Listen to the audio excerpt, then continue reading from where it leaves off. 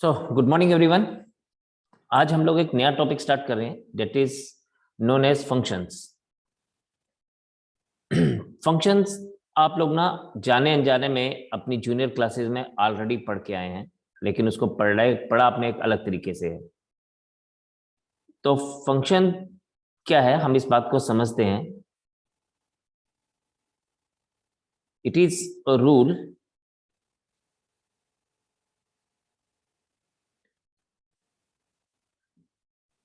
by which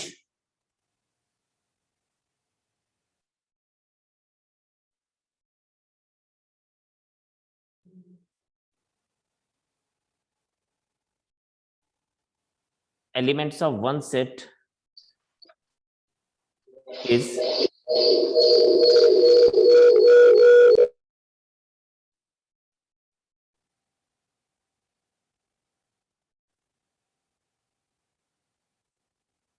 uniquely associated with element of another set.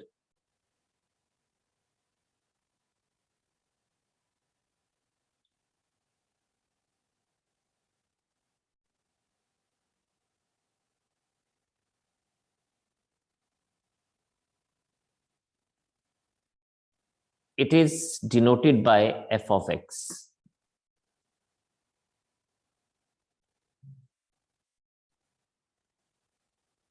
और sometime भी अगर हमें ज़रूरत पड़े तो हम इसको कई बार g ऑफ x भी लिख देते हैं।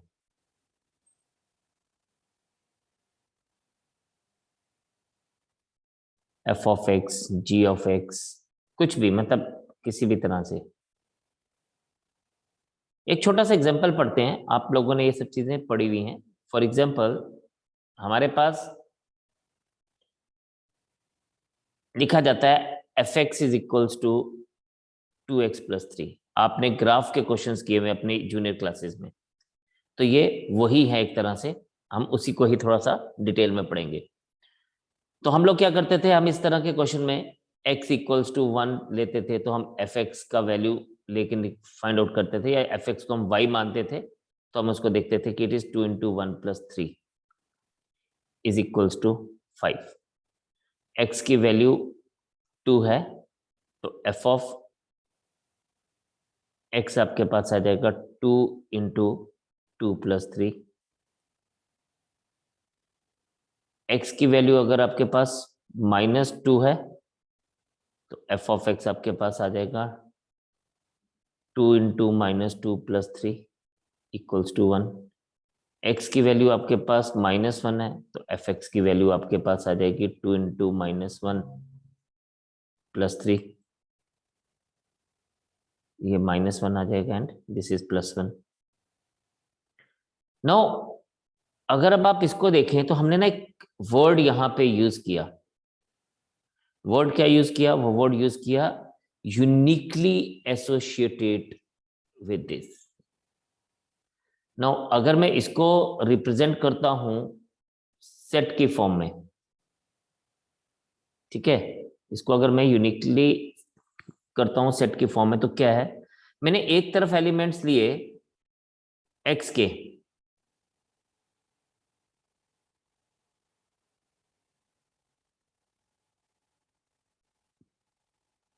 -1, 2, -1, -2, और हमने देखा कि इस तरफ पे हमारे पास रिस्पेक्टिव वैल्यूज बन रही थी। 1 पे 5, 2 पे 7, -1 पे 1 और -2 पे -1। तो आप देख सकते हैं कि मैं यहाँ पे इसको इस तरह से एसोसिएट कर सकता हूँ। 1 is associated with 5, 2 is associated with 7, -1 is associated with 1, and -2 is associated with -1.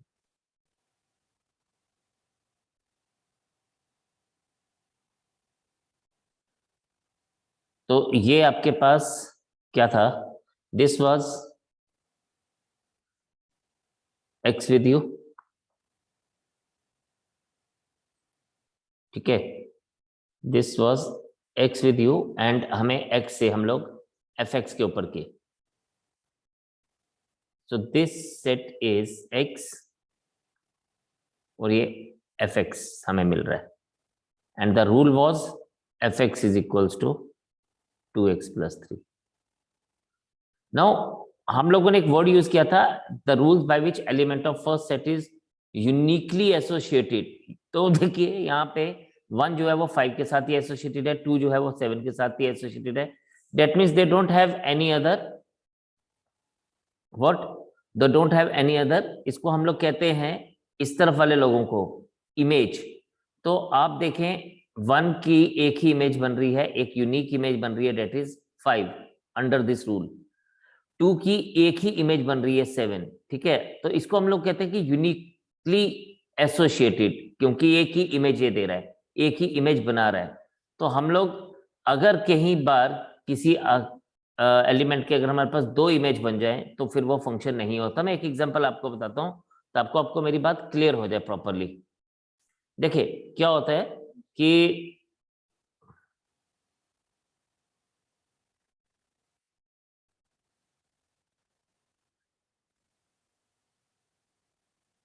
Let's say gx is equals to root of x. Suppose ये है हमारे पास एक फंक्शन. अब ये रूल ये है, रूल कुछ भी हो सकता है, हम वो रूल कुछ भी बना सकते हैं. ठीक है, एंड यहाँ पे ये है 1 4 9 और यहाँ पे हमारे पास 1 2 3 -3. Now look at this. जब हम लोग यहाँ पे 1 का स्क्वायर रूट फाइंड आउट करेंगे, ये x है आपको पता है, और ये हमारे पास g ऑफ x है. तो अगर 1 का स्क्वायर रूट फाइंड आउट करेंगे तो ये 1 इज एसोसिएटेड विद 1 दिख रहा है हमें, राइट? 1 का स्क्वायर रूट 1 आएगा, 4 का स्क्वायर रूट 2 आएगा, 9 का स्क्वायर रूट, देखिए 2 का स्क्वायर रूट भी +2 और -2 होता है, लेकिन यहाँ पे सिर्फ 2 ही था तो इसलिए हम इसके साथ टच कर रहे हैं, एसोसिएट कर रहे हैं. 1 का स्क्वायर रूट भी +1 और -1 दोनों होते हैं, तो हम लेकिन यहाँ पे 1 ही था इसलिए इसके साथ एसोसिएट कर रहे हैं. लेकिन 9 के लिए हमारे पास +3 भी है और 9 के लिए -3 भी है. अब हमारे पास 9 जो है वो 2 एलिमेंट्स के साथ एसोसिएट हुआ यहाँ पे. ठीक है, तो हम लिखते हैं यहाँ पे since 9 has more than 1 image. अगर एक भी ऐसा एलिमेंट हमें मिल जाता है जिसकी एक से ज्यादा इमेज बनती है, यानी उसकी एक से ज्यादा वैल्यू आती है, then g of x is not a function. ये फंक्शन ही नहीं रहेगा. g of x is not a function. Very very important thing to understand कि भाई g of x फंक्शन नहीं रहेगा. क्यों? क्योंकि हमारे पास एक ऐसा एलिमेंट मिल गया जिसकी 2 इमेजेस बन रही है, 3 एंड -3. तो अगर हमारे पास किसी इमेज की, किसी एलिमेंट की 2 इमेजेस बनेंगी तो हम लोग क्या कहेंगे? हम लोग कहेंगे कि वो फंक्शन नहीं है. ठीक है जी, तो आप लोगों को ये बात समझ आ गई कि फंक्शन क्या है. फंक्शन में हर एक एलिमेंट जो है वो यूनिकली एसोसिएटेड होता है with the elements of the other set. तो एक सेट के एलिमेंट दूसरी सेट के एलिमेंट के साथ यूनिकली एसोसिएट होते हैं. तो इस कंडीशन को हम लोग कहते हैं कि दे आर fx. और हम लोगों ने अपनी जूनियर क्लासेस में एक ग्राफ बनाया था. तो हम लोग किसी भी फंक्शन की बात करते हैं तो हम लोग उसका ग्राफ प्लॉट कर सकते हैं. जैसे सपोज अगर हम इसकी बात करें तो यहाँ पे जो हमने अभी वो बनाया, this will be return something like this.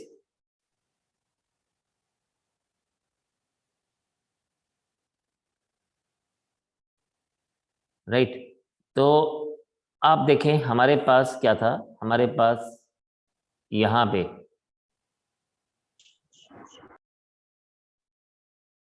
हम इसको लेके चलते हैं. This is 1 2 3 4 -1 -2 -3 and -4, 1 2 3 4 5 6 and 7, -1 -2 -3 -4 -5 and so on. Now if you see here, यहाँ पे हमारा पास पहला क्या था, अगर x की वैल्यू 1 ले रहे हैं तो y की वैल्यू 5 आ रही है, तो we will be considering it something like this. ठीक है, 1 2 3 4 5, तो ये समवेयर यहाँ प्लॉट करेंगे। देन अगर 2 वैल्यू ले रहे हैं तो 7 आ रहा है, तो इसको हम लोग 1 2 3 4, सॉरी पहले हम लोग यहाँ प्लॉट करेंगे, देन हम लोग जस्ट सेकेंड, तो हम लोग इसको 5 पे यहाँ प्लॉट कर देंगे, 7 पे हम इसको यहाँ प्लॉट कर देंगे ये। फिर ये बोलता है अगर x की वैल्यू हम लोग -1 ले रहे हैं तो it is coming to be -1, and अगर 2 ले रहे हैं तो -2 ले रहे हैं तो सॉरी इस पे ये +1 आ रहा है यहाँ कहीं पे, एंड जब हमने उसकी वैल्यू 2 ली तो हमारे पास वो -1 आ रहा है, तब ये यहाँ पे फॉल कर रहा है।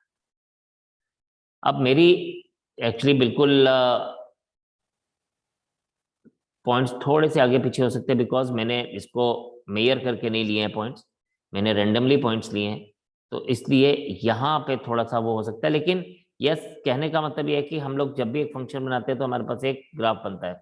मेरी लाइन थोड़ी सी टेढ़ी जरूर है, लेकिन एक्चुअल में आपकी जब स्केल्स के साथ आप इसको मेयर करेंगे, स्केल के साथ आप इसको बनाएंगे प्रॉपर पॉइंट्स लेके, तो आपको पास एक ये स्ट्रेट लाइन बनेगी। क्या this is just an example, but मैं आपको सिर्फ इतना बताना चाहता था कि जो हमारे पास क्या नाम है ये है, जो भी हमारे पास ग्राफ बनेगा, जो भी हमारे पास फंक्शन लिया जाएगा उसका कोई ना कोई ग्राफ बनेगा, और इस केस में ये जो ग्राफ बन रहा है वो ग्राफ जो है वो एक स्ट्रेट लाइन है। ठीक है, तो this is what you have to keep it in mind. तो फंक्शंस क्या है ये आपको समझ आ गया होगा, तो हम आगे बात करते हैं। Now if you see further, तो हमारे पास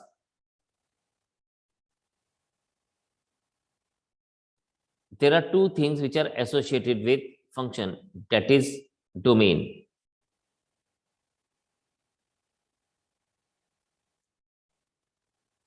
Domain is, it is the valid input for the function. Valid input की हम बात करेंगे कि क्या है।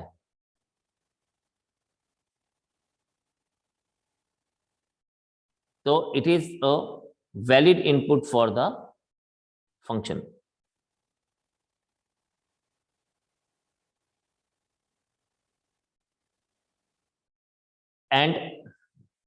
And range is the second word. The range is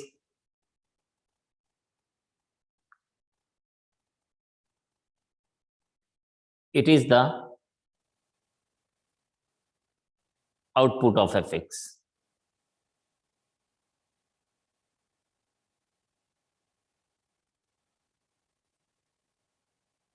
यानी एक तरह से हम बात करें तो जब हम लोगों ने यहां पे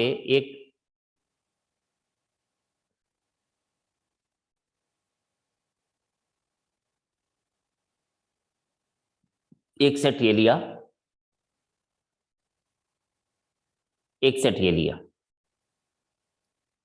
और इसको हमने लिखा 1 2 3, और यहां पे हमने लिखा लेट से 2 4 6 एंड 8, एंड हमारे पास हम लोग fx ले रहे हैं, this is a function fx which is equals to let say 2x। ठीक है, अभी हम लोग सीखेंगे यहाँ पे कुछ एक बड़ी इंपॉर्टेंट सी चीज। तो आप देखेंगे यहाँ पे by this function 1 is associated with 2, क्योंकि 1 का double 2, 2 is associated with 4, and 3 is associated with 6। अगर हम लोग यहाँ पे इनपुट या डोमेन की बात करें तो डोमेन इज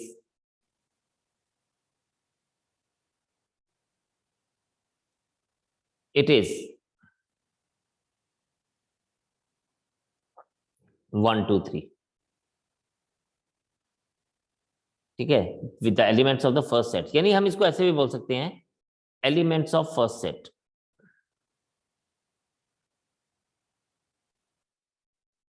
इस डोमेन रेंज अगर हम देखें,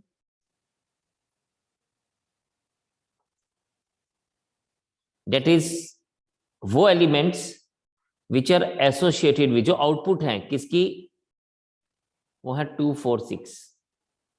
मीन्स अगर हम बात करें तो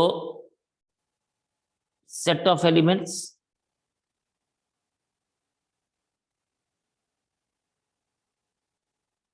associated with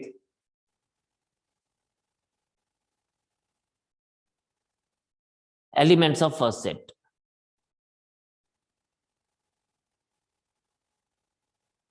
तो आपने देखा यहां पे कि 2 4 6 हमने एसोसिएट किया, ठीक है।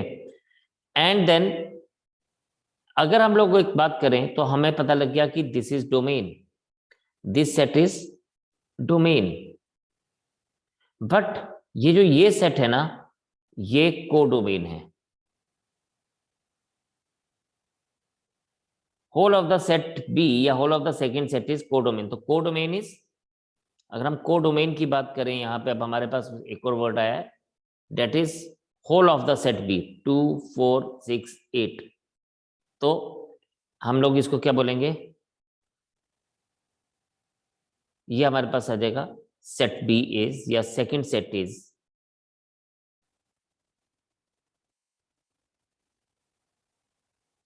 This is codomain. सो हमारे पास 3 तरह की चीजें आ गई, डोमेन जो कि वैलिड इनपुट है, रेंज जो कि आउटपुट है, और codomain whole of the second set. Remember that हम इसको ऐसे भी बोलते हैं कि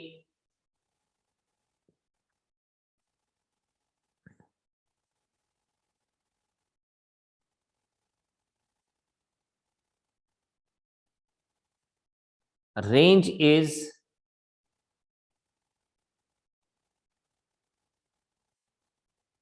ऑलवेज सबसेट, जिसको हम बोलते हैं पार्ट ऑफ कोडोमेन।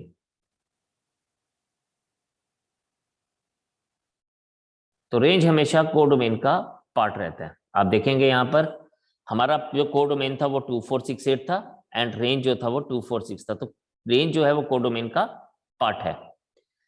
अब जब हम बात करते हैं वैलिड इनपुट की, लेकिन इससे पहले क्या है, मैं आपको एक चीज बताता हूं कि हमारे पास फंक्शन को हम लोग ऐसे भी बोलते हैं कि द फंक्शन इज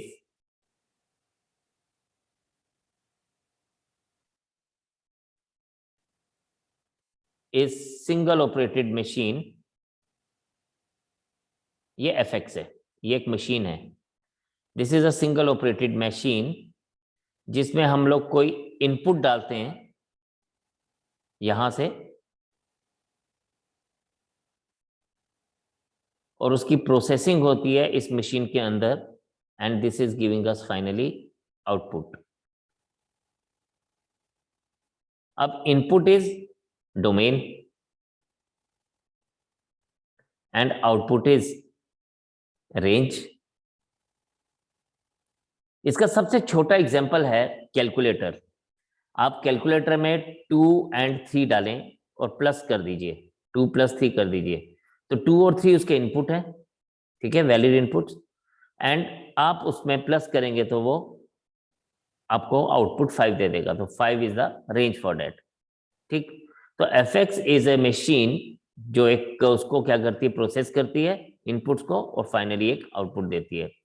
जैसे क्या होता है, मैं आप एक छोटा सा और एग्जांपल है, वैलिड इनपुट का मतलब क्या है। वैलिड इनपुट का मतलब है, मैं हमेशा ये एग्जांपल देता हूं, जैसे अभी गर्मियां आ जाएंगी तो शुगर केन का जूस मिलता है, ठीक है। एंड वो शुगर केन का जूस की अगर हम बात करें तो उसमें क्या होता है कि उसकी एक मशीन जो है ना बड़ी अलग टाइप की रहती है, मतलब या तो बिजली से चलेगी या हाथ से चलेगी, लेकिन वो क्या करेगी, वो चर्न करेगी शुगर केन को। मतलब आपको शुगर केन 2 बड़े खतरनाक से वो जो गोल सी घूमती है उसके अंदर डालना पड़ेगा। तो लेकिन शुगर कोन के लिए वो शुगर केन जो है वो उसके लिए वैलिड इनपुट है। लेकिन अगर हम लोग शुगर केन को अपने घर के जूसर मिक्सर में अगर उसको डालने की कोशिश करेंगे तो शुगर केन का जूस नहीं निकल पाएगा और उल्टा वो मशीन को खराब कर देगा, तोड़ देगा। दैट मीन्स शुगर केन जो है वो it is not the valid input for the juicers which we use at our home. तो this is a perfect example for that. Just try to understand कि हम शुगर केन का juice घर पे नहीं निकाल सकते अगर जब तक हमारे पास वो वाली मशीन नहीं है जो मार्केट में लोग यूज करते हैं। तो अगर हम घर में इसको अपने नॉर्मल जूसर से निकालने की कोशिश करेंगे तो जूसर टूट जाएगा। तो हम क्या कहेंगे, sugar cane is not the valid input for that particular juice machine. तो उसके लिए आपको बाहर ही जाना पड़ेगा। ठीक है, तो हम लोगों ने ये सीख लिया कि डोमेन क्या है, डोमेन इज वैलिड इनपुट। तो आपको ये बात बड़े ध्यान से रखनी है कि डोमेन इज वैलिड इनपुट, कि हम कौन सा इनपुट डाल सकते हैं। रेंज के ऊपर कोई कंपल्शन नहीं है, रेंज कुछ भी हो सकता है। एंड अनदर थिंग इज कि range is always part of या सबसेट ऑफ कोडोमेन। तो रेंज कोडोमेन का एक हिस्सा है। ठीक है, तो range is always the part of codomain. ये बात आपने हमेशा ध्यान में रखनी है, हमेशा याद रखनी है कि रेंज जो है वो कोडोमेन का हिस्सा है, पार्ट है। इसको आप रेंज को कोडोमेन से अलग नहीं कर सकते हैं।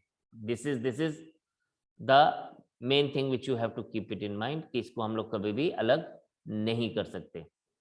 ठीक, नाउ हमारे पास दो बड़ी इंपॉर्टेंट सी चीजें अभी हम सीखेंगे, लेकिन before I go further I just wanted to know कि क्या यहां तक आप सबको ये बात क्लियर होगी।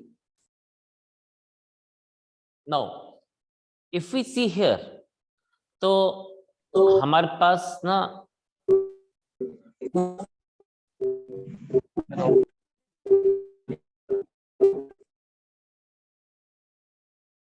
हमारे पास कुछ रूल्स हैं जिसको हम लोग यूज करते हैं for finding out the domain. ठीक है, तो वो रूल्स क्या हैं जिसको मैं हमेशा क्या नाम देता हूं, I always say that they are 3 golden rules.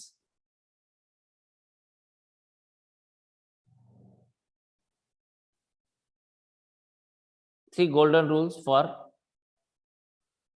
Finding domain.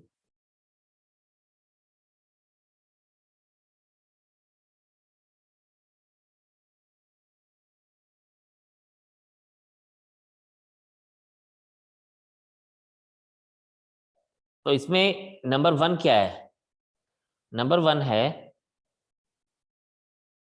If. इसको आप साथ साथ समझिएगा, मैं आपको एग्जांपल भी बताऊंगा। If any expression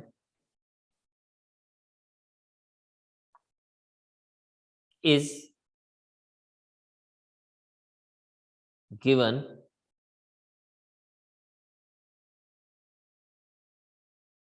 in the denominator,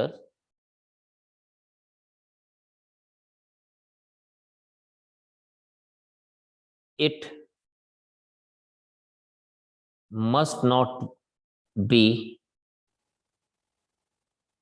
equal to 0। कोई भी चीज जो डिनोमिनेटर में ली जाती है वो 0 के बराबर नहीं होनी चाहिए। It must not be equal to 0। For example, अगर आपसे ये बोलता है कि F x is equals to 1 upon, let's say बड़ा सिंपल सा लेते हैं, x माइनस 2। तो हम कहते हैं कि ये x माइनस 2 ना 0 नहीं होना चाहिए। हम कहते हैं कि F x is defined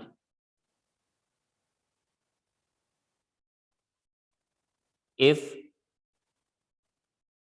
x minus 2 is not equal to 0 or x is not equal to 2। तो fx हर जगह डिफाइंड है, सिर्फ कहां पे नहीं होगा, अगर x की वैल्यू 2 नहीं है तो हर जगह डिफाइंड है। तो x की वैल्यू 2 नहीं होनी चाहिए, बाकी कुछ भी हो सकती है। तो आप यहां पे देखें कि अगर हम इस बात को ध्यान में रख के बात करें, ठीक है, अगर हम इसकी बात को ध्यान में रखें तो हमारे पास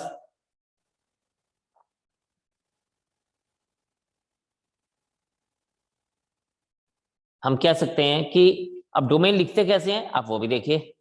तो therefore domain of F x is,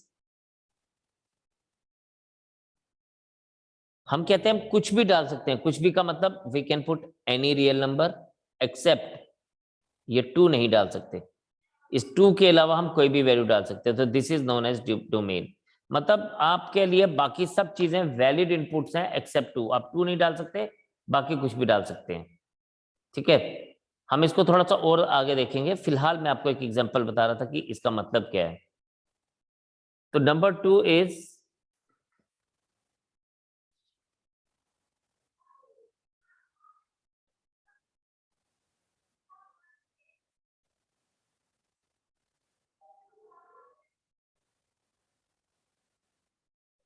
if any expression is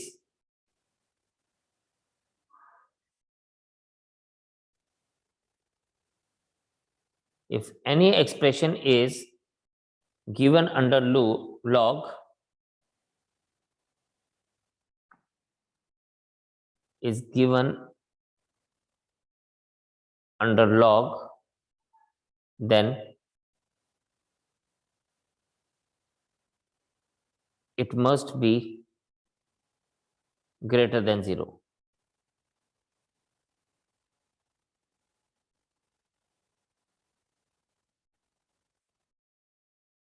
ठीक है, it must be greater than 0 because log is never defined for, अब log जो है वो कभी भी 0 और नेगेटिव नंबर्स के लिए नहीं होता डिफाइन। तो it is never defined for 0 and negative numbers. तो log is never defined for 0 and negative numbers. So example देखते हैं। अगर मुझे एग्जाम्पल ऐसे दी गई हो, F x is equals to log of 3x minus 4, तो हम कहते हैं हम इसको ऐसे लिखेंगे कि भाई ये हमारे पास ग्रेटर देन 0 होनी चाहिए। तो हम कहेंगे here F x is defined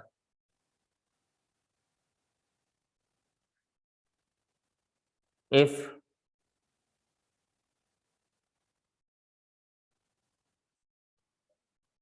3x minus 4 is greater than 0 or 3x is greater than 4 or x is greater than 4/3। तो ये हमारे पास इसका डोमेन आ गया। बट हम इसको एक्सप्रेस कैसे करेंगे? हम इसको एक्सप्रेस करेंगे कि डोमेन, अब हम मैथमेटिकल लैंग्वेज में इसको लिखते कैसे हैं? हम इसको ऐसे लिखते हैं कि domain is equals to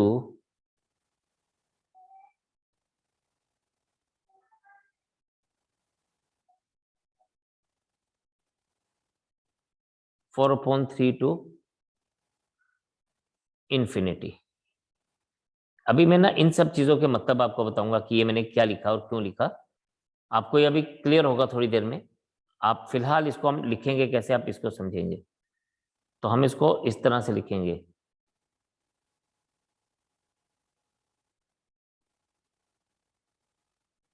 then another rule, third rule,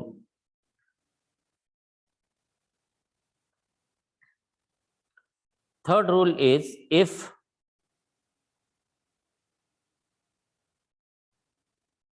any expression is given under root,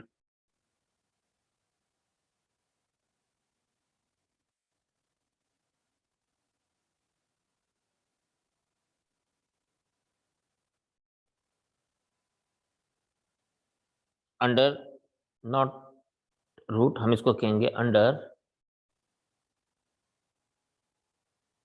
even root. Even root का मतलब मैं अभी आपको बताता हूं, under even root, then it must be greater than equal to 0।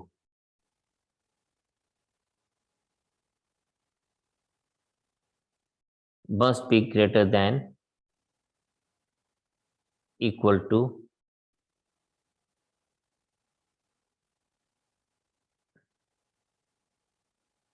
0 means under even root का मतलब क्या है? ये जो इवन रूट है इसका मतलब ये है कि स्क्वायर रूट हो गया, फोर्थ रूट हो गया, सिक्स्थ रूट हो गया, एट्थ रूट हो गया। तो उस केस में हमारे पास जो एक्सप्रेशन है वो ग्रेटर देन इक्वल टू 0 होनी चाहिए। फॉर एग्जाम्पल अगर आपसे ऐसा बोला जाए, लेट्स से अब gx इज इक्वल्स टू, एक अलग नाम दे देते हैं, square root of x minus 4, तो हम कहेंगे कि here g of x is defined if x minus 4 is greater than equal to 0,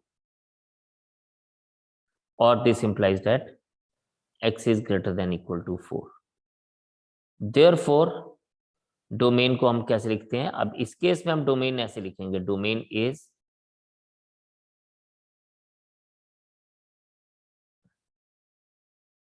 ठीक है। अभी दोबारा से इन चीजों को एक बार समझ लेते हैं। 3 हम लोगों ने रूल्स पढ़े। Number 1, the rule was if any expression is given in the denominator, the main thing was कोई भी चीज डिनोमिनेटर में के होगी तो it must not be equal to 0, 0 नहीं होनी चाहिए। उसके लिए हम लोगों ने एक एग्जांपल देखा, अगर मैं F x is equals to 1/x minus 2 लेता हूं तो ये x माइनस 2 0 नहीं होना चाहिए। That is what we have seen here. और इसीलिए इसका डोमेन था कि हम कुछ भी रियल नंबर ले सकते हैं बट 2 नहीं ले सकते। देन सेकेंड चीज हम लोगों ने यहां पे देखी, अगर कोई एक्सप्रेशन लॉग के अंडर है तो it must be greater than 0, because log जो है वो कभी भी 0 और नेगेटिव नंबर्स के लिए डिफाइन नहीं होता। तो आपके पास क्या आता है? F x is defined if 3x minus 4 is greater than 0। तो हमने देखा कि x की वैल्यू ग्रेटर देन 4/3 होनी चाहिए था, जिसको हम एक्सप्रेस ऐसे करते हैं। मैथमेटिक्स में ना हर एक ब्रैकेट का मतलब होता है कुछ। जैसे अब ये जो ये ब्रैकेट लेगी ना, इसको मैं कर्व ब्रैकेट बोलता हूँ। ये जो हमने यहाँ पे ब्रैकेट यूज की, कर्व ब्रैकेट का मतलब होता है कि जहां से हम स्टार्ट करें ना वो चीज कभी भी इंक्लूड नहीं होती। मतलब ये जो वैल्यूज हैं ये 4/3 से ऊपर की वैल्यूज हैं, यहाँ पे 4/3 इंक्लूडेड नहीं है, और इन्फिनिटी तो कभी इंक्लूड होता ही नहीं है, ये तो आप सबको पता है ना। तो यहाँ पे 4/3 इंक्लूड नहीं हो रहा है, तो आपने ये बात ध्यान रखनी है कि यहाँ पे 4/3 इंक्लूड नहीं होगा। लेकिन अगर हम आगे बात करते हैं तो हमारे पास अगर कोई एक्सप्रेशन है if it is given under even root, तो हमने यहाँ पे एक स्क्वायर ब्रैकेट यूज किया था, इसको हम बोलते हैं स्क्वायर ब्रैकेट। ठीक है, अगर हम स्क्वायर ब्रैकेट यूज कर रहे हैं, curve bracket and square bracket अगर यूज कर रहे हैं तो उसका मतलब वो पर्टिकुलर वैल्यू इंक्लूड होगी। जब स्क्वायर ब्रैकेट यूज कर रहे हैं तो इंक्लूड होगी, और जब कर्व ब्रैकेट यूज कर रहे हैं तो इंक्लूड नहीं होगी। ये बात आपने हमेशा याद रखनी है। और इसको हम लोग क्या कहते हैं? इसको हम लोग मैथमेटिक्स की लैंग्वेज में ओपन फंक्शन या क्लोज फंक्शन भी बोलते हैं। ओपन फंक्शन या ओपन इंटरवल या क्लोज्ड इंटरवल। ओपन इंटरवल में हम कर्व ब्रैकेट यूज करते हैं और वो वैल्यूज यूज नहीं होती हैं, वो वैल्यूज को हम लोग इस्तेमाल नहीं करते हैं। लेकिन क्लोज्ड इंटरवल में हम लोग जो वैल्यूज लिखते हैं वो वैल्यू इंक्लूड होती हैं। जैसे यहाँ पे बात शुरू हो रही थी, वो कह रहा था x is greater than equal to 4 या उससे ज्यादा। अगर 4 भी होगा तो फिर हमारे पास वो इंक्लूडेड होगा, तो हम स्क्वायर ब्रैकेट यूज करेंगे। लेकिन जब हम ऊपर वाले केस में बात कर रहे थे तो यहाँ पे बोल रहा था x greater then 4/3, greater than, तब वो इंक्लूड नहीं कर रहा था, इक्वल टू नहीं बोल रहा था, तो वो ग्रेटर देन 4/3 बोल रहा था, इसलिए उधर कर्व ब्रैकेट यूज हुआ। वेयर जब हम नीचे पहुंचे रूट ऑफ x माइनस 4 में, तो हमने कहा कि x minus 4 should be greater than equal to 0 या x greater than equal to 4 होना चाहिए। यहाँ पे हम लोग अगर बात करेंगे तो 4 इंक्लूडेड है, और अगर 4 इंक्लूडेड है तो इसका मतलब क्या है कि 4 जो है वो लिया जाएगा हमेशा, और उसकी तरफ हमेशा हम लोग स्क्वायर ब्रैकेट यूज करेंगे। नो वेरी इंपॉर्टेंट है जो अभी हम लोग देखेंगे। This is known as rule of inequality. देखें, जब हमारे पास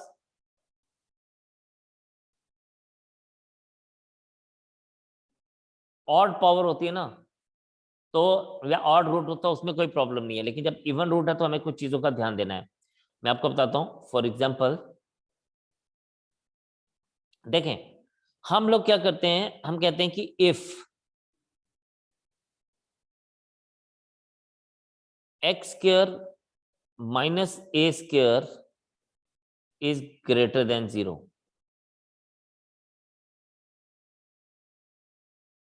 ठीक है, तो हमारे पास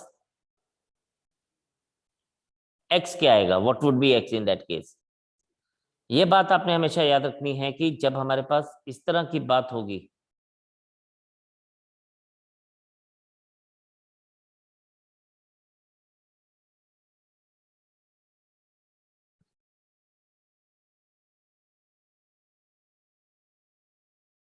ये एक नंबर लाइन है, हम लोग इसको रिप्रेजेंट कर रहे हैं एक नंबर लाइन से।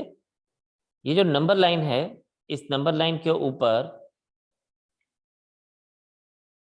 This is 0। जब हम इसको रिप्रेजेंट करेंगे ना, दिस विल बी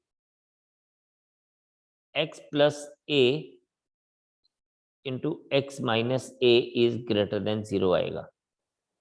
यानी जब मैं इसको 0 के साथ इक्वेट करता हूं तो एक मेरे पास प्लस ए आएगा और एक मेरे पास माइनस ए आएगा।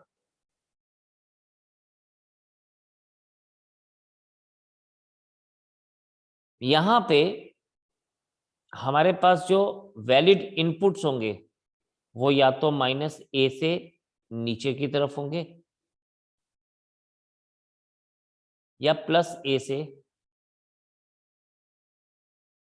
ऊपर की तरफ होंगे।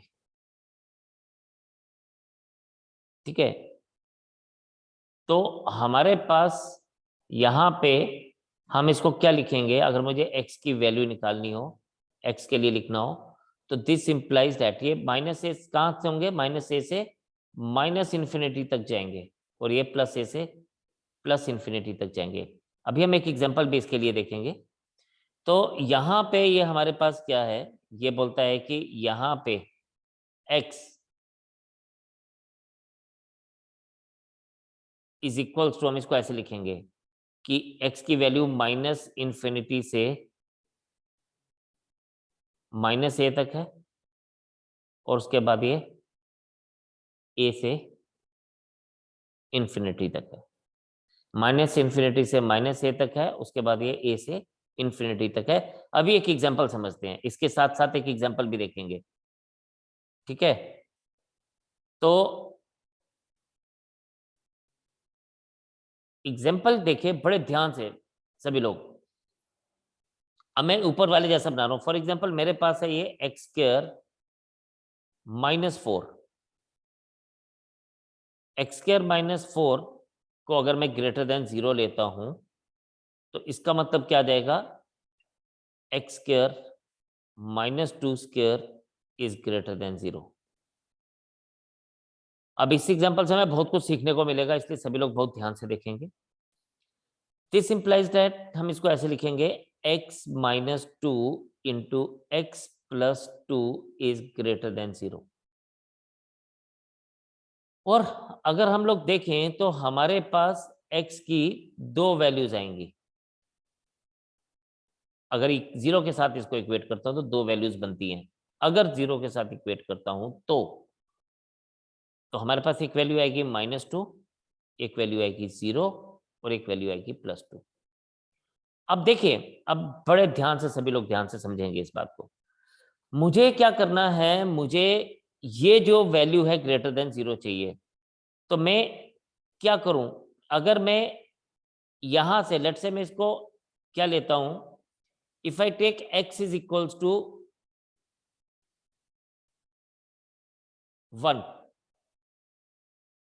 और अगर मैं इसको fx से डिनोट कर देता हूं कि भाई ये fx है,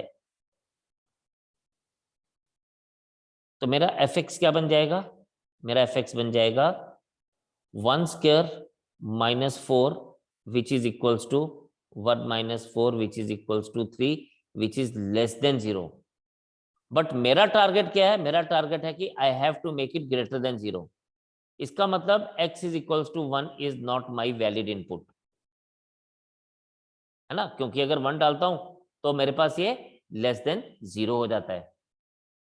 लेकिन ऑन द अदर हैंड, अब ध्यान से देखना ये बात जो मैं लिखने लगा हूं, ऑन द अदर हैंड अगर मैं x इज इक्वल्स टू 3 ले लूं तो fx की वैल्यू आ जाएगी आपके पास 3 square -4 9 - 4 which is equals to 5 greater than 0. That means ये -3 था, आई एम सो सॉरी, ये -3 था which is less than 0, ये greater than 0, तो हमें यही चाहिए था. या अगर x की वैल्यू फॉर दैट मैटर -3 कर दूं तो क्या होगा? तो आप देखेंगे fx is equals to -3 square -4 that is again 9 - 4 that is again 5 which is greater than 0. मतलब मैं +3 ले सकता हूं, ये मेरे रेंज में है, और मैं -3 भी ले सकता हूं. तो यहां से अगर आप देखें तो हम लोगों ने समझ लिया कि भाई या तो वो वैल्यू मुझे +2 से ऊपर की तरफ की चाहिए, ज्यादा की तरफ की चाहिए, या मैं -2 से उस वैल्यू को नीचे की तरफ ले सकता हूं. अब -2 से नीचे की तरफ कितना नीचे ले सकता हूं? आप कितनी भी छोटी वैल्यू ले लें, यानी आप उस चीज के लिए, अगर मैं आपके पास बात करूं तो आप कोई भी वैल्यू ले लें, x इज इक्वल्स टू -10 ले लें, तो fx क्या आ जाएगा? -10 square -4 is equals to 100 - 4 equals to 96 which is greater than 0. मतलब आप कोई भी वैल्यू ले लो, -10 लिया, -100 -करोड़ -10 करोड़ ले लोगे तो भी कोई प्रॉब्लम नहीं है. लेकिन प्रॉब्लम यह है कि मैं इसकी वैल्यू -1 नहीं ले सकता. मैं -2 और +2 के बीच में अगर वैल्यू लेता हूं तो मेरी वो वैल्यू नेगेटिव आ रही थी जो आपने यहां पे देख लिया.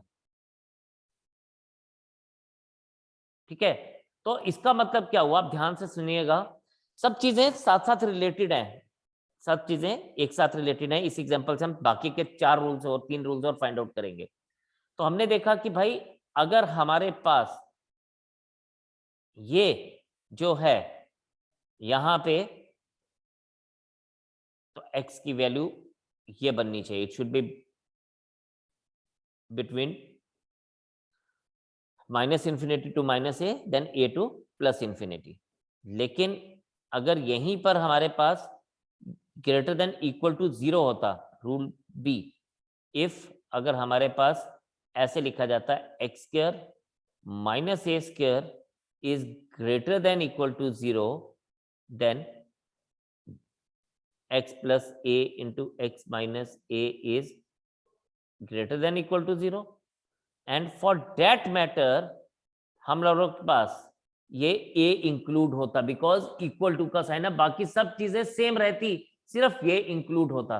तो जब ये इंक्लूड होगा तो हम इसको क्या लिखेंगे? In this case x is equals to, हाँ यहां पे मैंने एक छोटी सी गलती की है, मैं आपको वो गलती सुधार देता हूं. सॉरी, ये जो है यहाँ पे ये दोनों वैल्यूज इंक्लूड नहीं हो रही थी, और क्योंकि ये दोनों वैल्यूज इंक्लूड नहीं होंगी, क्योंकि अभी ये ग्रेटर देन का सिर्फ साइन था, तो ये कर्व ब्रैकेट यूज होगी. एंड द सेम थिंग यहाँ पे वही चीज लिखी जाएगी, लेकिन इस साइड पे ये स्क्वायर ब्रैकेट यूज होगा. बस बाकी सब चीजें सेम रहेंगी.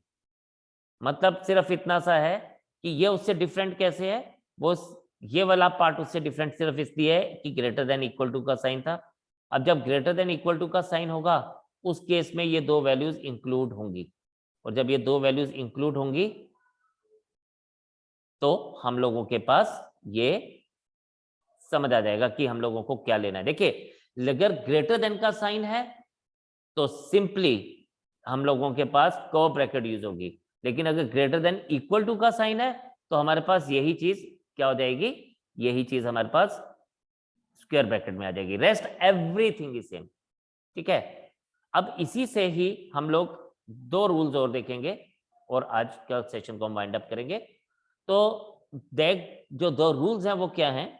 सी, अगर हमारे पास ये इनइक्वालिटी उल्टी हो जाए, x square minus A square is less than 0 हो जाए, है ना, तो हमने देखा था कि हमें लेस देन 0 कब मिल रहा था, इन दो वैल्यूज के बीच में, जैसे हमने जो एग्जांपल ली थी उन दो वैल्यूज के बीच में हमें क्या मिल रहा था, नेगेटिव वैल्यू मिल रहा था। इसीलिए हम क्या लिख सकते हैं कि x is equal to minus a2 plus a. अब ये अगेन कर्व ब्रैकेट इसलिए यूज किया गया क्योंकि ये दोनों वैल्यूज इंक्लूड नहीं होंगी, माइनस ए और प्लस ए इंक्लूड नहीं होगा क्योंकि लेस देन का साइन है। लेकिन अगर यही बात हमारे पास ऐसे हो जाए, यही बात अगर हमारे पास इस तरह से पूछी जाए बच्चे, if x square minus A square is less than equal to 0, then x is equal to क्या आ जाएगा, x is equals to square bracket use होगी माइनस a2 प्लस ए। अब मैंने इसको याद कैसे रखा हुआ है मैं आपको वो भी समझा देता हूं। देखें, जब ग्रेटर देन होता है ना, look at my hands, I am just expanding it, greater then होता है ना, तो ग्रेटर देन में क्या होता है, ग्रेटर देन में हम लोग बड़ी बात करते हैं, बड़ी बात, तो इसलिए हमारे पास वो जो दो वैल्यूज हैं हम उससे बाहर की बात कर रहे हैं, we are extending our horizon, ऐसे करके बाहर जा रहे हैं। लेकिन अगर हमारे पास जब लेस देन की बात हो रही है तो हम एक छोटा सा हिस्से की बात करते हैं, that means it has to be between two values, minus a और प्लस ए के बीच में लाइक करेगा। ध्यान से दोबारा से, बड़ी सिंपल सी बात है, जब ग्रेटर देन या ग्रेटर देन इक्वल टू का साइन है तो हम किसी चीज से बाहर की तरफ जा रहे हैं, तो दो जो जीरोस आएंगे या दो रूट्स आएंगे या दो वैल्यूज आएंगी, माइनस ए और प्लस ए, हम उससे बाहर की तरफ जा रहे हैं। और कहां जा रहे हैं, बाहर की तरफ जाते जाते हम लोग इंफिनिटी तक चलेंगे, ठीक है, तो एक तरफ हम माइनस इंफिनिटी तक चलेंगे और दूसरी तरफ हम प्लस इंफिनिटी तक चलेंगे। लेकिन जब हम लोग बात कर रहे हैं लेस देन की, तो हम लोग छोटा सा हिस्सा ले रहे हैं, that lies between those two particular values minus a और प्लस ए। बाकी दूसरी बात तो ये आपको पता ही लगी गई, अभी तक की इस बात समझ आ ही गई कि जब हमारे पास ग्रेटर देन या सिर्फ लेस देन का साइन होगा तो हम लोग कर्व ब्रैकेट यूज करेंगे, और जब ग्रेटर देन इक्वल टू का साइन होगा और लेस देन इक्वल टू का साइन होगा तो हम लोग स्क्वायर ब्रैकेट यूज करेंगे। तो ये रूल्स ऑफ इनइक्वालिटी जो है वो आप इसको अच्छे से एक बार गो थ्रू करिएगा, समझिएगा, और अगर किसी को अभी कुछ समझ नहीं आया तो kindly you can ask me. कल दोबारा से आपसे मुलाकात करेंगे, इसी सेशन को हम और आगे बढ़ाएंगे, कुछ नई चीजें पढ़ेंगे, कुछ इसको आगे लेके जाएंगे। तब तक के लिए आप पढ़ते रहिए, आगे बढ़ते रहिए, and keep yourself healthy and happy. God bless you, take care and जय हिंद।